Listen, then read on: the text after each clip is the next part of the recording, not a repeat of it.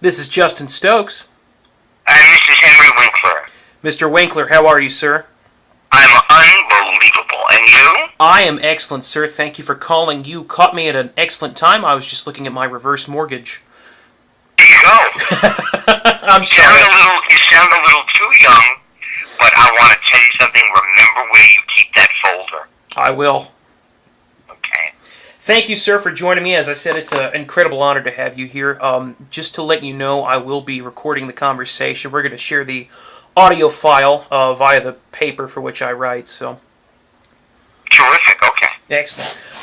I first want to ask you, there are so many people who have so many different impressions of you. What is it like for you being a pop culture icon, having that many different perceptions about yourself? Well, see, there is only one, and it is who I am. And those people who know me, those people who meet me as I'm walking through an airport, or in England where we're shooting Hank Zipser, the television show, the books that we've written together. Mm-hmm. That impression is pretty much, wow, he's easy to work with. He's a good guy. He is an all-right fisherman. He is a good dad. He is a spectacular grandfather. That's the impression people get within the first 30, 45 seconds of the meeting. Really? Yeah. I can feel that already. I guess that's the only impression you really need to rely on. There you go. There you go. And then hopefully, when you dig a little deeper, somebody says, oh, well, he's a good actor. I think you're a phenomenal actor. Yeah, well, okay, so there, my point is made. Fair enough. I want to talk to you about your upcoming visit, to Nashville for... Next week. Yes, sir. I'm flying in next week as we speak. Very cool. I can't wait for Music City to have you. What are your thoughts of Music City? Any thoughts, impressions, or fond memories you'd like to share? Of Nashville, Tennessee? Yes, sir. Let me think about Nashville, Tennessee. What do I think about Nashville? Okay, people, unbelievably warm. Great ribs, good music. And now, the Comic-Con, where it all comes together. So here's my question to you. Yes, sir. The best restaurant in town. Don't care what it looks like. Only need great food. I can bring you food from from the best chef in Tennessee, in my opinion. Okay. Miss Daisy King, I can set that up. And what's the restaurant called? She actually operated a few restaurants. She owns a catering service now, called Miss Daisy's Kitchen. On Saturday night, I need to go, leave the venue, and go and have a great meal, and then come back renewed. I'll tell you what, we'll set that up privately, so that way no one knows where you're at and you can eat in peace. How's that sound? That sounds great. Excellent. We can definitely make that happen, and I'll be sure to get you a chess pie for Miss Daisy King. I think you'll be impressed. You mentioned Hank Zipser shooting as a TV show. Let's talk about that and its evolution. All right. Well, so 2003, I start writing with my partner Lynn Oliver, Lin Oliver. Mm-hmm. We have no idea where it's going. Our first contract is 4 books. The 4 turned into 17. The 17 turned into series number 2, which we're doing right now, Hank Zipser in the 2nd grade. Oh, wow.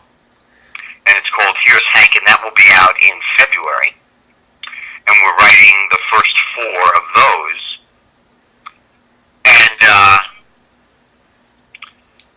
And then the BBC is shooting Hank Zipser as a television series, which will be on in February, and I just went over there to play the music teacher, Mr. Rock, who was very important in my life.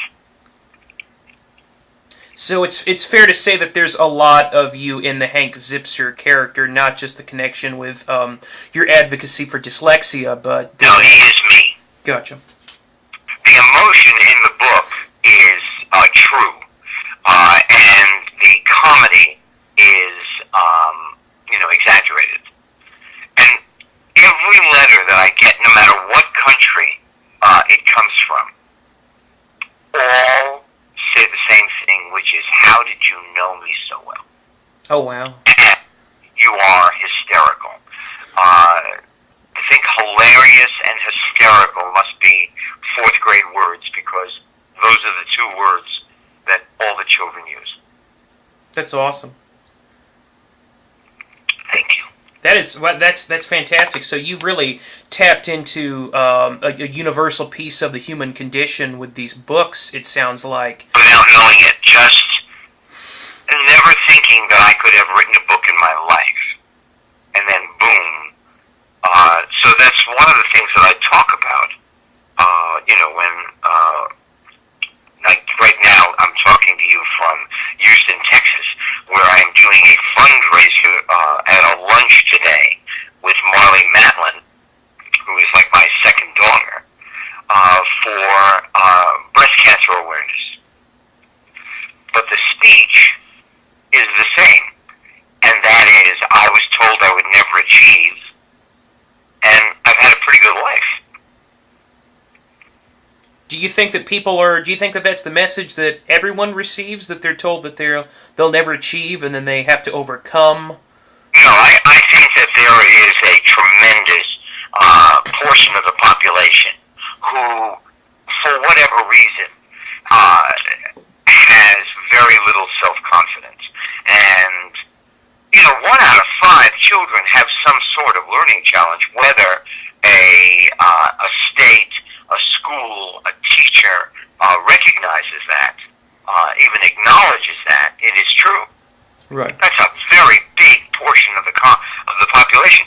So I would say that at least 20% of the population feels that. Right.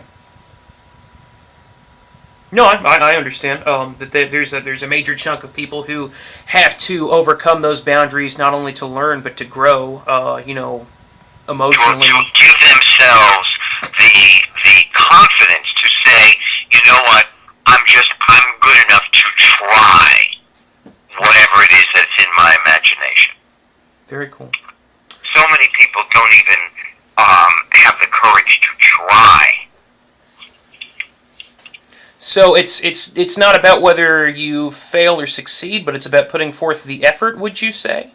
I would say that exactly the way you just said that. Well, I appreciate That's what I would say. Because the fact of the matter is, you cannot, I'm a fisherman. I love to fly fish for trout. Mm-hmm. And I would say that you cannot catch a fish as a metaphor for life unless you have your fly in the water. Right. I'd also, in a way, say that inspiration applies to many of your roles in pop culture. You've, been a big inspiration to a lot of people with the amount of the body of work you've produced, ranging from several decades. You started out with Happy Days, and now you're on two of my favorite programs, Arrested Development and Children's Hospital. Yeah, and they came from heaven. They just fell out of the sky. For me. But here's the thing. I think you've hit on something that's really important, is that we're all capable of it. Mm-hmm. It is all possible. It is your sense of yourself, your attitude, and your ability to be tenacious. Many years ago, I got a gift. And it was a metal cutting, and it said, if you will it, it is not a dream. And I thought, wow, that's a great phrase, but I never understood until recently the absolute power of those words, because it makes our universe turn. We have the power, truly, to make things happen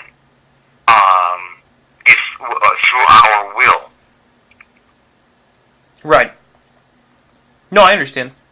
I would say that applies to comedy too. You have the power to tell a joke, make someone laugh, and uplift that person for even for just a little while. You can completely change that person's outlook because you willed a positive reaction from them and made them forget about their troubles.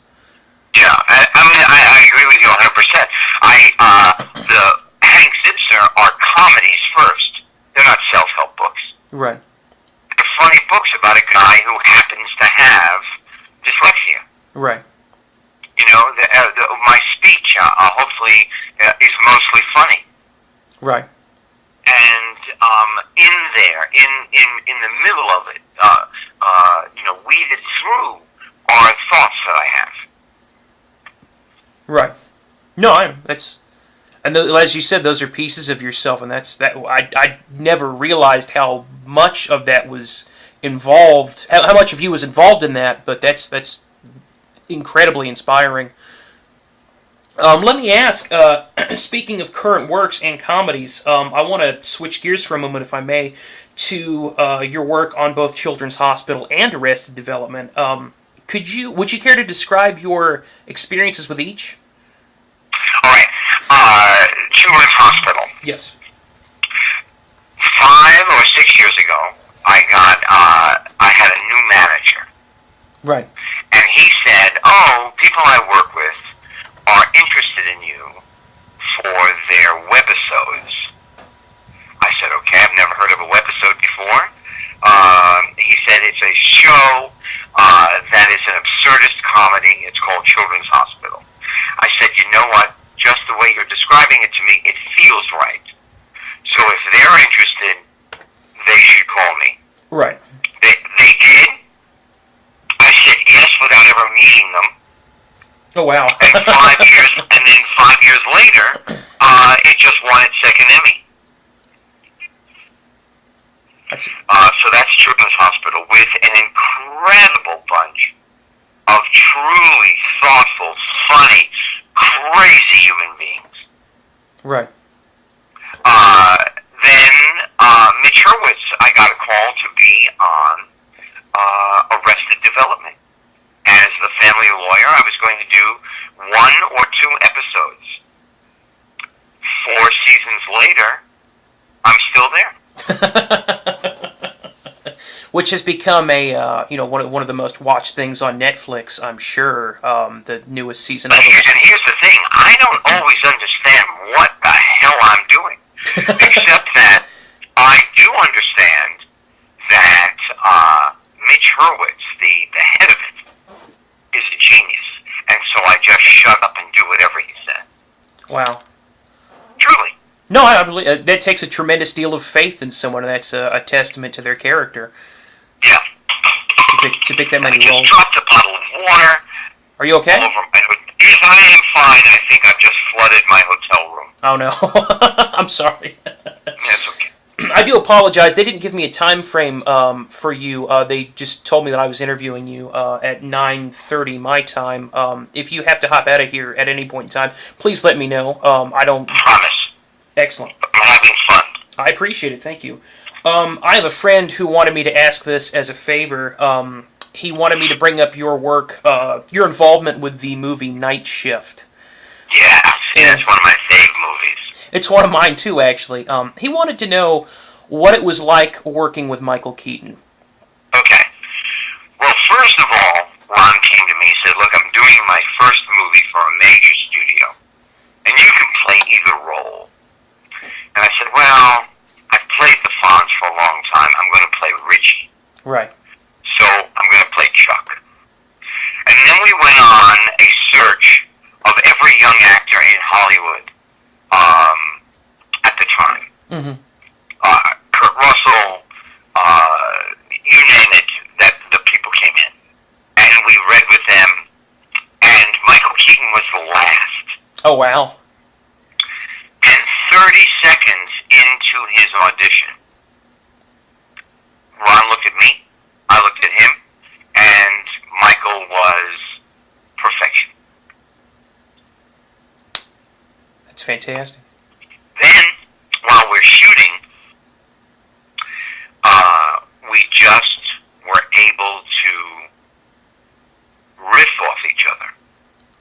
Right. And he was just inventively, smartly funny, and I thoroughly enjoyed being around him. It's fantastic. I'm a huge. And that was it. I've seen him like twice at a party since 1983. I've never seen him again.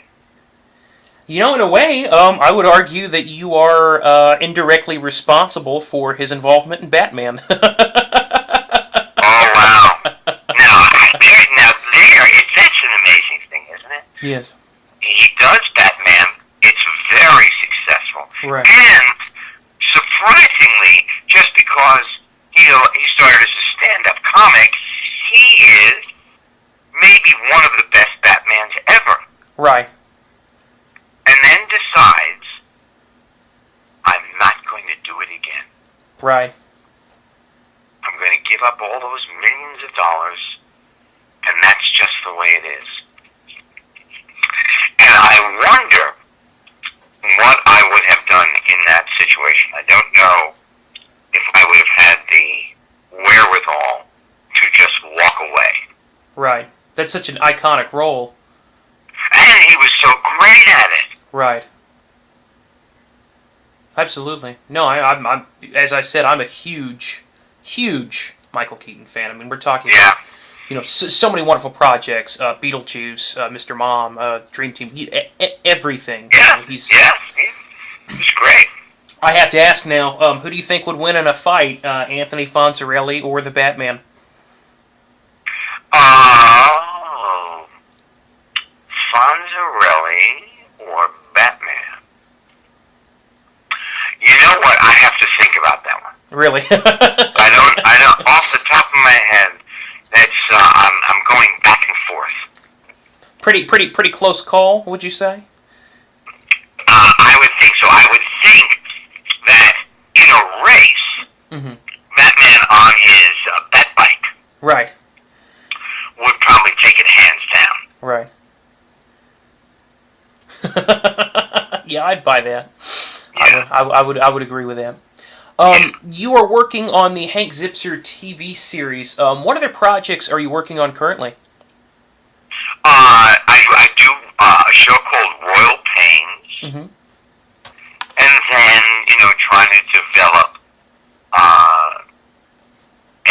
pilot that I could be on, as a regular. Really? Would you say that your interests have shifted over the years from simply acting to acting and coming up with the content, writing? Would you say that you have a heavier interest in writing? That's interesting because I never thought of Hank Zipzer writing it for television. It was only just books for children. Right. I was a producer for a while, and I don't. That's my least favorite job. Really? Yeah. I'm not crazy about producing. My metaphor is that producing is like holding sand in your arms. Directing is like getting all that sand into one box so that everybody knows what they're doing. And as an actor, I get to play in the sand. Wow. But I'll tell you a great thing to do is when you come to a city like Nashville and you come to the Comic-Cons, and then you get to meet the people who have supported you all these years, and you would never get to meet them in real life. Right. And so for 3 days, what I do is I always stand in front of the table. I never sit behind it. When the people approach and want to look at the photographs or the DVDs or the Hank Zipzer books or my fishing book, and it's really an extraordinary experience to meet everybody. Right. If we are rejuvenated by somebody else's warm feelings, then I am sent into orbit because people are so incredible to me. And I never, ever take it for granted. Right. No, I understand. That's a wonderful gift to have the affection of so many different people, to let you know that you helped them, as I said, make it through whatever difficult times or escape or just, to have a fun few minutes with you through the movies. Yeah, a fun few minutes together. Right. Because I'm having a fun few minutes myself. Right. Let me ask, speaking of a fun few minutes, do you have any TV shows which you're currently watching, of which you're a big fan? Are you a... Oh, yeah. What do I love? I love The Bridge. Really, The Break? The Bridge. The Bridge, my apologies. I love, on BBC America, I love Broadchurch. The Americans is great, which is on FX. The Good Wife. I love The Good Wife. Really? Yeah. And there's a show that started in England called Episodes. I think it's on Showtime. Mm-hmm. I love Nurse Jackie. Nice. Yeah. Were you were you a fan of Breaking Bad? I know that show just ended. Had its season. Oh, yeah, I'm still in mourning. Right. That's over. Right. And that was amazing. Bryan Cranston, another phenomenal actor. Oh my God! Look where he started. He was the dad in somebody in the middle. Malcolm in the Middle. Malcolm in the Middle. Right. And then boom. Oh, it's just incredible. Are there any actors with which you haven't gotten to work, which you'd like an opportunity? Anthony Hopkins. Really? Mm-hmm. I know someone who's met him in person and says he's very, very nice. They actually. Yeah, and I would imagine that he would make me better as an actor. Really? Yeah. Sir Anthony Hopkins. Jack Nicholson. That's fantastic. Yeah. I wonder what you could do with Jack Nicholson. That would be a very interesting combination. I'd love to see. Yeah, me too. I think you both could do a crazy part incredibly well. That's one thing we need to see more of. Henry Winkler is the just the horrible monster. Can we make that happen? Oh my goodness, yeah, that would be fun. Forgive me, I'm sorry. So no, I play a very angry gynecologist on Parks and Recreation now. really, And that is fun.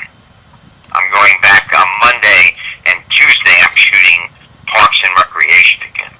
Parks and Recreation. It's a great show that I'm still catching up on. There's a lot of stuff that's on my Netflix queue. I just haven't exposed myself to. So absolutely. Very cool. So you're working on Parks and Recreation, you're working on the Zipser series, and you are doing advocacy for dyslexia as well as for breast cancer, was it, sir? Well, today, the speech is for breast cancer awareness, yes. Right. Are there any other causes that are near and dear to your heart? Well, I spend most of I realized early on that you could be pulled in so many directions, in order to speak for a certain group. Right. And my advocacy, I have narrowed it down to children and making sure that children have great self-image. Because without self-image, you veer off into space. Right. I just think that in the beginning, as children are finding out about themselves, a strong self-image is vital for them to conquer. You think it would be fair to say that many of the problems we face today as a culture could be curbed by a better self-image? I think so. I really do. Yes, I do.